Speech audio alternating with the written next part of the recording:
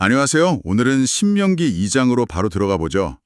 이스라엘 백성이 약속의 땅, 그 문턱에서 겪는 일들인데요. 특히 주변 민족들이랑 어떻게 지내야 하는지 또 첫 정복 전쟁 이야기가 나옵니다. 40년 광야 생활 거의 끝이라 그런지 좀 긴장감이 느껴져요. 네, 맞아요. 신명기 2장이 그냥 옛날 여정 기록이 아니고요. 하나님의 주권이라든지 그 약속, 또 순종, 이런 주제들이 어떻게 딱 드러나는지 보여주는 부분입니다.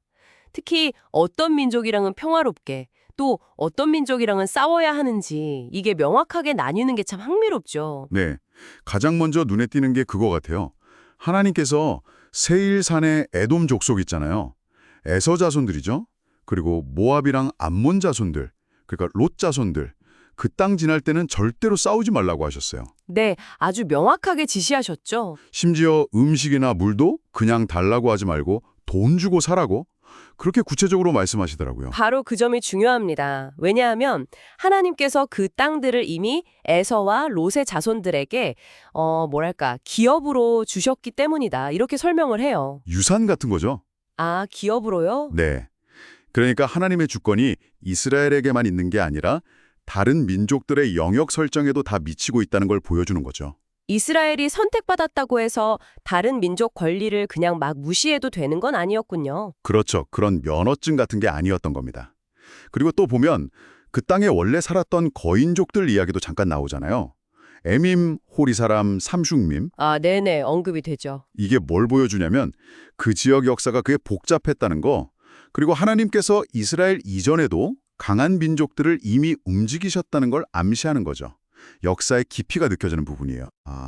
그러니까 하나님의 큰 그림 안에는 이스라엘뿐만 아니라 주변 민족들의 자리도 이미 다 정해져 있었다. 뭐 이런 이야기네요. 네, 그렇습니다. 그런데 이런 평화적인 분위기랑은 다르게 아모리 족속의 헤스본 왕 시혼에게는 상황이 완전히 달라지죠. 이스라엘이 먼저 평화롭게 그냥 지나가게만 해달라고 요청했는데 네, 정중하게 요청했죠. 근데 시혼 왕이 거절하고 길을 딱 막아버리잖아요. 네, 그리고 여기서 이제 극적인 전환이 일어납니다. 성경 기록을 보면 하나님께서 시온 왕의 마음을 완강하게 하셨다고 나와요. 네, 그 구절이 좀 해석이 필요해 보이긴 하더라고요. 맞아요. 그래서 결국 이스라엘과 맞서게 하셨고 하나님께서 시온과 그의 땅을 이스라엘 손에 넘겨주셨다. 싸워서 차지해라. 이렇게 명령하시죠.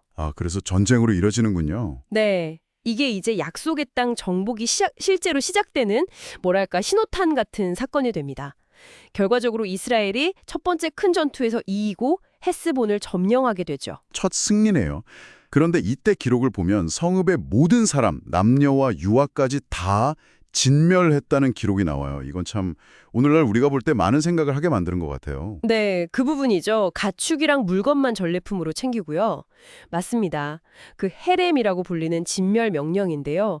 구약의 정복전쟁 기록에서 계속 반복적으로 나오는 사실 굉장히 다루기 어려운 주제 중 하나입니다. 그렇죠. 좀 잔혹하게 느껴지기도 하고요. 당시에 종교적, 문화적 맥락에서 이해하려는 시도들이 있긴 하지만 그 폭력성 때문에 현대 독자들에게는 해석하기 가장 까다로운 부분 중 하나인 건 분명해요. 네. 그리고 또 하나 짚고 넘어가야 할 게 이 모든 일이 일어나기까지 시간이 꽤 흘렀다는 사실 같아요. 거의 38년이잖아요. 아, 맞아요. 그 시간 중요하죠.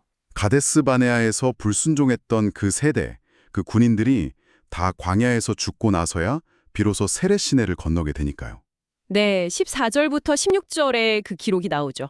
이게 그냥 시간이 흘렀다, 세대가 바뀌었다, 그 이상인 것 같아요.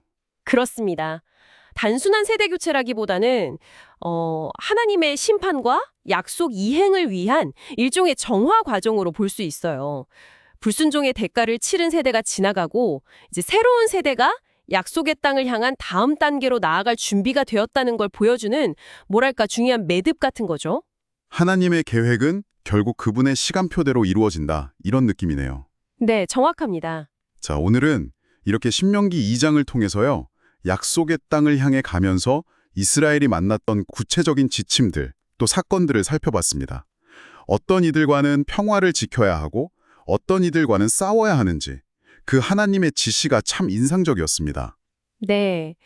이 장은 하나님의 절대적인 주권 아래에서 각 민족에게 정해진 경계가 있다는 것, 그리고 동시에 이스라엘을 향한 하나님의 약속이 구체적으로 이루어지기 시작하는 그 과정을 아주 생생하게 보여주고 있거든요. 평화명령과 전쟁명령이 같이 있는 이 이야기 속에서 하나님의 뜻이 과연 어떻게 펼쳐지는지, 또 그 안에서 인간의 순종과 책임은 뭘지 생각하게 만들죠. 네, 정말 그렇습니다. 여러분께서는 이 이야기를 들으시면서 오늘 우리 삶에서의 어떤 경계, 또 앞으로 나아가야 할 방향에 대해서 어떤 질문을 던져보시겠어요? 이 질문을 한번 마음속에 품어보시면 좋겠습니다.